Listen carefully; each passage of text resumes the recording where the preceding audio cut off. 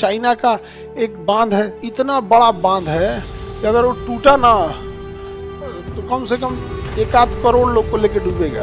और उसका पनिया ना लगभग 3 दिन बाद फिर एंट्री करेगा इंडिया में, आसाम डूब जाएगा। ये जितने भी बांध बनाए जाएंगे पहाड़ी क्षेत्र में बनाए जाएंगे, क्योंकि पहाड़ों पर हाइट, तो टिहरी बांध वगैरह जो है ये इसी सिद्धांत पे काम करते हैं सब। कोई भी बांध की खराबी क्या है कि इसमें या फिर जल ऊर्जा, कैसे जल ऊर्जा बनाया जाएगा। देखिए हम लोग के पास ना 2 मैग्नेट रखना है। इन 2 मैग्नेट के बीच में अगर आप किसी कुंडली को घुमाइएगा, किसी कॉइल को क्या करिएगा, घुमाइएगा यहाँ से। ये कुंडली हो गई, कुंडली मतलब कॉपर का एक ठो वायर। ये क्या है, मैग्नेट। मैग्नेट स्ट्रॉन्ग मैग्नेट होना चाहिए। उसके बीच में इस कुंडली को क्या करना है, नचाना है। अगर इसको ऐसे नचाइएगा तो इस चुंबक का कोई ना कोई चुंबकीय क्षेत्र होगा। चुंबकीय क्षेत्र यानी चुंबकीय फ्लक्स होगा। इसका कुछ चुंबकीय फ्लक्स होगा, इसका कुछ होगा। अगर चुंबकीय फ्लक्स के बीच में कोई कुंडली उनके फ्लक्स को काटेगी तो यहाँ क्या उत्पन्न हो जाएगा, बिजली। क्या उत्पन्न हो जाएगा, तो बिजली उत्पादित करने के लिए हमको बस ये कुंडलिया को नचाना है और बहुत जोर से नचाना है। अब इसको नचाने के लिए आप जनरेटर में लगाइए। जनरेटर क्या करता है, डीजल जलाएगा, उससे ऊर्जा बनाएगा और उसको नचाएगा। तो लेकिन एक फायदा तो हुआ कि हमें बिजली मिला, लेकिन डीजल फूंक दिए लोग, प्रदूषण हुआ, हल्ला किया अलगे, नहीं समझे, बहुत हल्ला करता है। साइलेंट जनरेटर रहेंगे सब तो थोड़ा कम करेंगे सब, नहीं तो ये सब तो बहुत हल्ला करेगा सब। तो ये कुंडलिया को नचाएंगे कैसे, मेन तो इसको नचाने वाला झमेला है। हाँ, तब इसी के लिए हम लोग किसका यूज करते हैं, नदी का। अपने यहाँ से नदी अगर है और अगर पहाड़ों के पास नदी है तो पहाड़ों के पास बहुत पावरफुल होता है नदी। यहाँ पे एक ही बार हाइट से नीचे गिरती है, तो यहाँ क्या कर दिया जाएगा ना, एक बांध बना दिया जाएगा, बांध बना देगा। समझ में आ गया, बांध बना देगा यहाँ पे। और इस बांध में ना नीचे एक गेट खोल, इधर तो पूरा पानी भर जाएगा, और एक गेट कोई खोलेगा यहाँ पर, यहाँ से, और उसी के पास ना अंदर से डायनेमो लगा देगा, अल्टरनेटर घूमने वाला है यहाँ पे। तो जब पानी जाएगा ना यहाँ पे तो इसमें डायरेक्ट पानी ऐसे नहीं छोड़ेगा। गेट ऐसा नहीं है कि फाटक की तरह गेट लगा देगा, यहाँ पे चरखी लगा देगा, इसी रास्ते से पानी छोड़ेगा।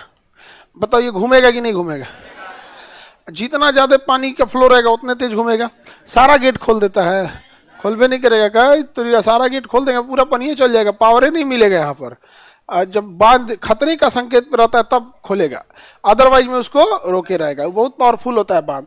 अब बताओ ये पंखवा नचेगा कि नहीं नचेगा, इस पंखवा नचने लगेगा तो इससे वो साफ्ट जोड़ दीजिए इधर। समझ में आ गया कि नहीं आ गया, इसको ले जाकर कनेक्ट कर दीजिए इससे,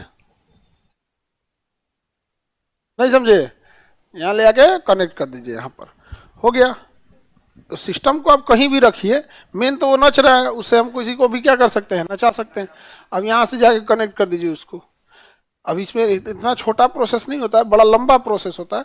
कोर सब्जेक्ट यही रहता है कि हमें पानी को यूज रोक के और उसकी स्थितिज ऊर्जा को बढ़ा देना है, और उस स्थितिज ऊर्जा को एक ही फाटक से खोलना है। अगर 2 है तो दोनों जगह लगा देगा। अगर पानी बहुत ज़्यादा है, जैसे चाइना का एक बांध है, 3 गॉर्जियस डैम, इतना बड़ा बांध है कि अगर वो टूटा ना तो कम से कम 1-8 करोड़ लोग को लेके डूबेगा।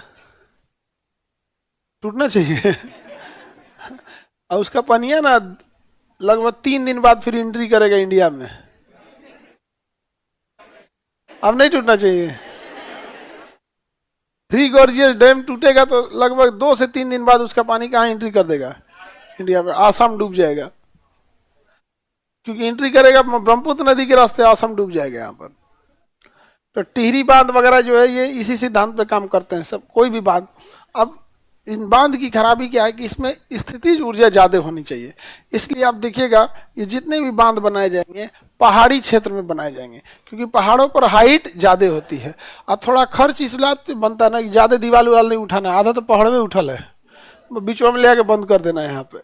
तो ये थोड़ा सा कॉस्ट इफेक्टिव हो जाता है। लेकिन अगर वही आप मैदानी भाग में सोचिएगा, जैसे यूपी में सोचिएगा, यूपी में बीच वाले भाग में गंगा नदी में, या पटना में सोचिएगा, बड़का बांध बना दे तो नदी बांधवा को देख के घुसी आ जाएगी, हम हेरने से जैतो हम मुड़ जाएगी इधर, क्योंकि उसमें स्पीड नहीं ना है, मुड़ जाएगी इधर उधर, क्योंकि मैदानी क्षेत्र है।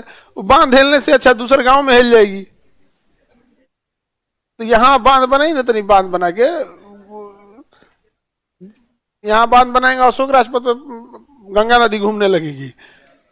तो हम लोग के यहाँ मैदानी क्षेत्र में नदी नहीं बन पाती है, बांध नहीं बन पाता है। और ये पन बिजली बनाने के लिए नदियों में रफ्तार तेज होना चाहिए, ताकि वो डायनेमो को क्या कर सके, घुमा सके। और रफ्तार अगर ज़्यादा नहीं रहेगा तो डायनेमो को नहीं घुमा पाएगा।